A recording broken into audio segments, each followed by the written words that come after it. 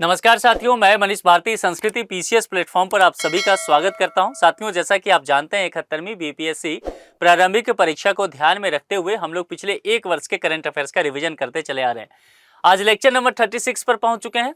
देखिए, प्रत्येक दिन क्या करते हैं, 10 टॉपिक लाते हैं, 10 क्वेश्चन इससे तैयार करते हैं। एक क्वेश्चन मैं आपको दिया करता हूं जिसका जवाब आप मुझे कमेंट बॉक्स में लिख करके। अब चलिए यहाँ पर सीधे पहले टॉपिक की तरफ चलते हैं। पहला टॉपिक क्या है, हाल ही में श्रमश्री योजना की घोषणा किस राज्य द्वारा की गई है। महत्वपूर्ण है, 5 स्टार लगा लीजिए इसको, ठीक है। ये चर्चा में रह सकता है, आपसे पूछा जा सकता है। देखिए, श्रमश्री योजना पश्चिम बंगाल की मुख्यमंत्री ममता बनर्जी ने की है। तो राज्य को लेकर के केवल आपसे पूछा गया है, तो पश्चिम बंगाल के साथ यहां पर चलना है। अब श्रमश्री योजना में समझ लीजिए क्या क्या है। देखिए, श्रमश्री योजना जो है प्रवासी श्रमिकों के लिए है। तो सबसे पहले यहां पर एक पॉइंट लिखिए, क्या है, लिखते चलिए मेरे साथ साथ, या कई बार मैं बोलता हूं तो उसको भी नोट कर लिया कीजिए, है ना। कई बार मैं सिर्फ बोल देता हूं कि समय आपका ज्यादा ना लगे। आप ही लोग कहते हैं कि सर डेटा खर्च होने लगता है ज्यादा, तो मैं कोशिश करता हूं लेक्चर का ड्यूरेशन कम रहे, तो इसलिए आप जो बोलूंगा वो लिखते चलिएगा। तो श्रम एक प्रवासी श्रमिकों के लिए। प्रवासी श्रमिक समझते हैं ना। मान लीजिए कोई रहने वाले हैं उत्तर प्रदेश के, वो कहाँ चले जाते हैं काम करने के लिए, कर्नाटक। कोई बिहार के हैं, काम करने चले जाते हैं पश्चिम बंगाल। तो ये प्रवासी श्रमिक हुए, जो एक तरह से कह सकते हैं कि अत्यंत उत्पीड़न का सामना भी करते हैं और फिर उसके बाद बंगाल लौटते हैं ताकि उन्हें आर्थिक और सामाजिक सहायता मिल सके। बहुत सारे ऐसे भी लोग हैं जो पश्चिम बंगाल के ही हैं, दूसरे जगह जाते हैं पलायन करके काम करने के लिए, और फिर कभी उनके अपने घर में ही वापस आना होता है बंगाल में भी, तो उनको भी इसका फायदा मिल सके। तो कुल मिलाकर के इसी बात को ध्यान में रखते हुए श्रमश्री, देखिए श्रम समझ में आ रहा है, श्रम मतलब श्रमिक, यहां से पकड़ लेना है। तो जो यहां पर प्रवासी श्रमिक है उसके लिए ये योजना है। डी विकल्प के साथ आपको चलना है, पश्चिम बंगाल। ध्यान रखिएगा, मैं फिर से कह रहा हूं, ये इंपॉर्टेंट है। ये योजना वाले टॉपिक में जितने भी योजनाएं पिछले एक साल में आई है, ये टॉप 5 में आता है, इसलिए यहां पर चांसेस रहेगा। भारत सरकार ने विभाजन विभीषिका स्मृति दिवस कब से मनाने का निर्णय लिया। 5 स्टार लगाइए। क्यों कह रहा हूं, यथार्थ को समझिए, व्यवहारिक समझ लगाइए। क्या है व्यवहारिक समझ, बिहार में विधानसभा चुनाव है, विभाजन विभीषिका, ध्यान रखिएगा। प्रधानमंत्री नरेंद्र मोदी ने 14 अगस्त, अभी 14 अगस्त क्यों है, 14 अगस्त को ही तो देश का बंटवारा हो गया था, यानी कि पाकिस्तान उसी दिन तो अपनी स्वतंत्रता दिवस मनाता है। तो 14 अगस्त, और अगर ईयर की बात करेंगे तो वह 2021 है। इसमें ईयर आपसे पूछा गया है 2021, लेकिन डेट भी आपको ध्यान में रखना है। घोषणा किया कि अब हर वर्ष 14 अगस्त को विभाजन विभीषिका दिवस के रूप में मनाया जाएगा। यह घोषणा इसी दिवस को हुआ था। इसका उद्देश्य क्या है, आप जानते हैं कि लॉर्ड माउंटबेटन की जो योजना रहा, इस योजना के साथ यह भी तय हो गया कि भारत स्वतंत्र तो होगा, लेकिन स्वतंत्रता के साथ साथ भारत को विभाजन विभीषिका भी झेलना पड़ेगा।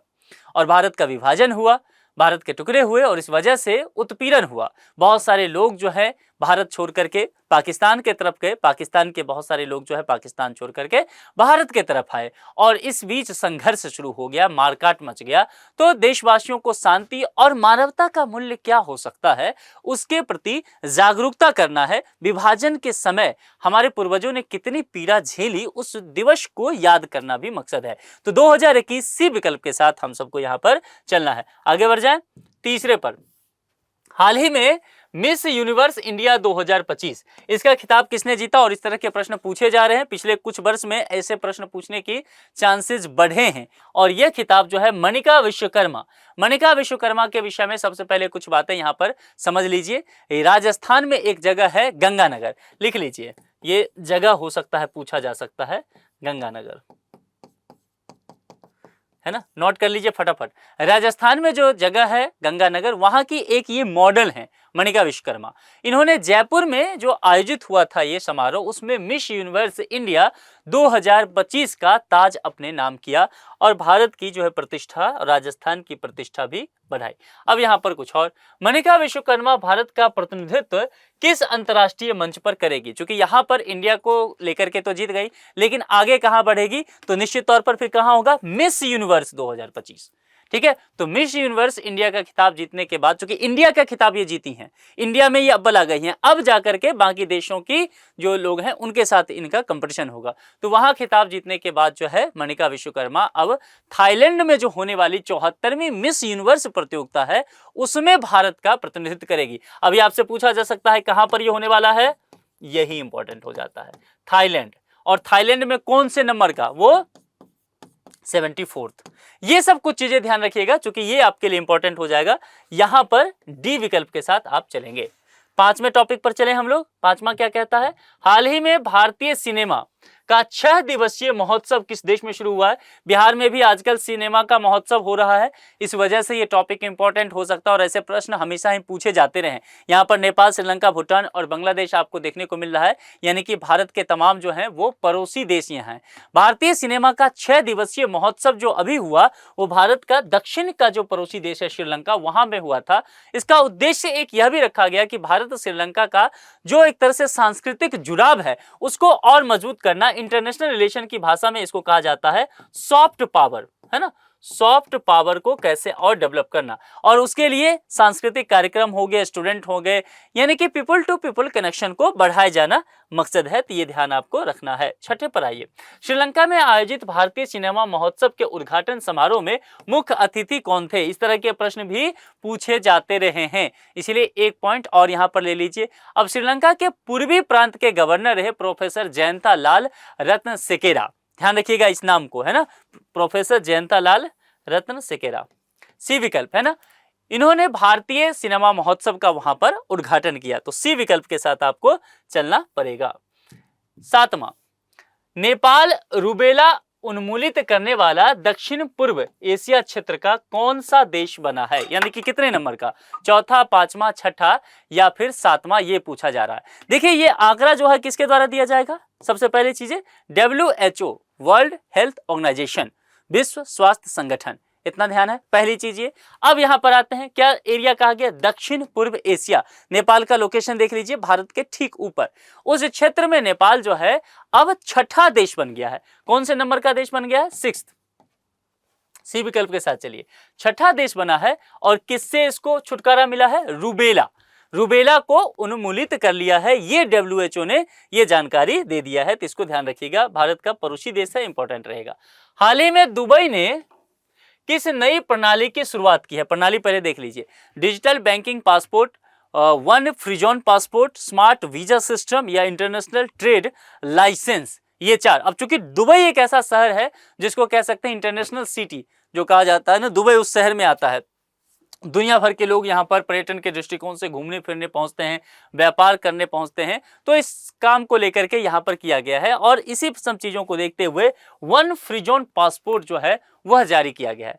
ये सुविधा जो है ना वो खास करके ऐसे समझिए व्यापारियों के लिए है, एक तरह से ज्यादा इस पर जोर जो है व्यापारियों का है। अगर विकल्प में व्यापारी वाला कुछ स्टेटमेंट रहता है तो आपको ध्यान होना चाहिए। व्यापारियों को सुविधा देने के लिए वन फ्री जोन पासपोर्ट नामक एक एकीकृत लाइसेंस प्रणाली, ध्यान रखिएगा, लिखिए एकीकृत लाइसेंस प्रणाली शुरू की है। पूछा जा सकता है ये किस तरह की प्रणाली है, तो एकीकृत लाइसेंस प्रणाली है, इंटीग्रेटेड लाइसेंस सिस्टम, ठीक है, ये ध्यान रहेगा। बी विकल्प के साथ चलना है ना, नाम क्या है, वन फ्री जोन पासपोर्ट, ठीक है। आगे बढ़ जाए, चलिए अब 9वें पर चलते हैं। हाल ही में नेपाल के पर्यटन को बढ़ावा देने के लिए किस डिजिटल प्लेटफॉर्म ने नेपाल पर्यटन बोर्ड के साथ साझेदारी किया है।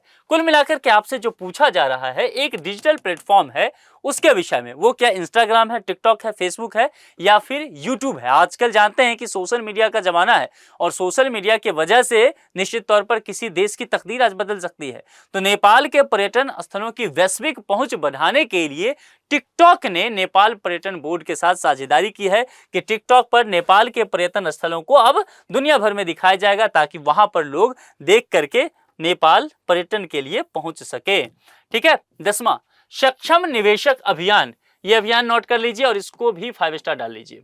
सक्षम निवेशक अभियान किस मंत्रालय के अंतर्गत शुरू किया गया है, मिनिस्ट्री आपसे पूछा गया है कि किस मिनिस्ट्री का ये कार्य है। देखिए सक्षम निवेशक जो अभियान है वो कारपोरेट मामले के मंत्रालय के अधीन आता है, ठीक है, और ये निवेशकों के हितों की रक्षा और वित्तीय साक्षरता के लिए कार्य करता है। यानी कि बी विकल्प के साथ चलेंगे, कॉर्पोरेट मामलों का मंत्रालय। यहाँ पर एक जो विभाग हो कह सकते हैं, इस मंत्रालय के अंतर्गत एक विभाग होता है IEPFA, इसके द्वारा जो है वह संचालित किया जाता है सक्षम निवेशक अभियान। ये ध्यान रखिएगा, मंत्रालय पूछा जाए तो ये, और यहाँ पर ये संगठन पूछ लिया जाए तो ये आपको बता देना है। चलिए अब आज का एक प्रश्न जो आपके लिए है, मध्यकालीन बिहार में स्थानीय शासन या सामंतशाही व्यवस्था किस रूप में थी? रूप देखिए, पंचायत प्रणाली, जमींदारी या सामंतशाही, ब्राह्मणिक शासन या फिर ब्रिटिश शासन। ये 4 विकल्प आपको दिख रहा है, जो भी आपको सही लगता हो कमेंट बॉक्स में लिखते बताते चलिए। आप में से बहुत सारे लोग का मैं देख रहा हूं लगातार कमेंट कर रहे हैं कि उनका जवाब सही आ रहा है। 10 में से बहुत सारे लोग अब 10 क्वेश्चन सही कर लेते हैं, यानी कि 100% का स्ट्राइक रेट उनका है। तो जिनका भी यहां पर 100% का स्ट्राइक रेट है वो सेफ है। अगर 8 से नीचे आपका प्रश्न जा रहा है करंट अफेयर्स में, तो फिर सोचने की आवश्यकता है, फिर थोड़ा सा जोर दीजिए, 1 महीना से भी कम समय अब आपके पास है बीपीएससी के लिए। तो आज के लिए इतना ही। आगे कुछ आप लिखना चाहते हैं, बताना चाहते हैं, कमेंट बॉक्स ओपन है, आप लिख सकते हैं। यदि अभी तक संस्कृति पीसीएस चैनल को आपने सब्सक्राइब नहीं किया है तो पहला काम यही कर लीजिए, ठीक है। जुड़ने के लिए आप सभी का बहुत बहुत शुक्रिया। Thank you so much.